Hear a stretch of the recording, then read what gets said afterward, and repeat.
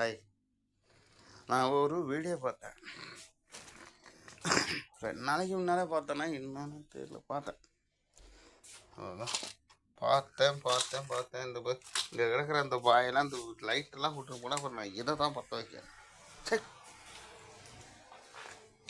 நான் தம் அடித்தேன். இது ஒரு மூளை என்ன சொல்கிறது.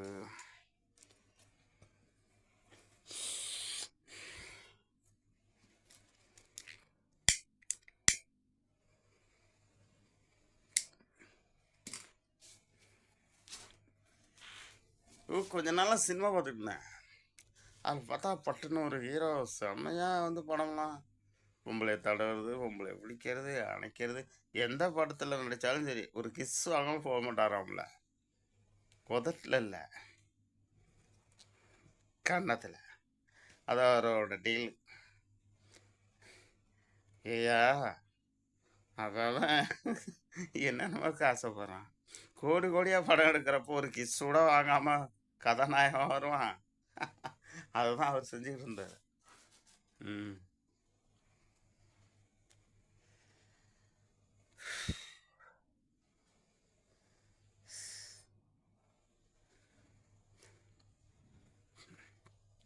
இப்போ நான் எம்ஜிஆர் மாதிரி ஒரு பாட்டு பண்ணேன். எப்படி இருக்கும்? முத்தை கனியே ஓடிவா.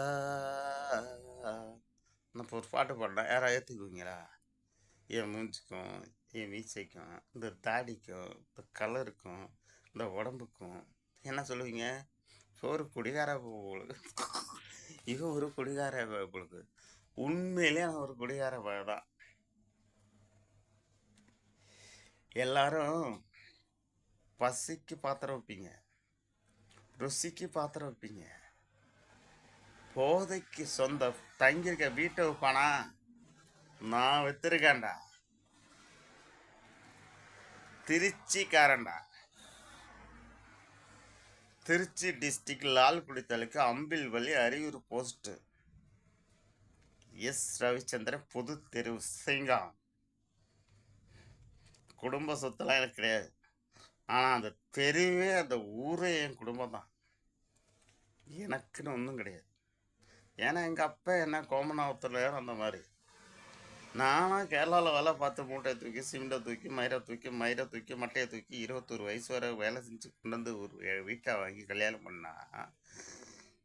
இங்கே தமிழ்நாட்டில் தாங்கன்னா போதையை கொடுத்து என் வாழ்க்கையை கெடுத்துட்டானுங்க. நான் என்ன இப்போ தெருவில் இருக்கேன். என்னை யார் காப்பாற்றி விடுறது? Come to your point your del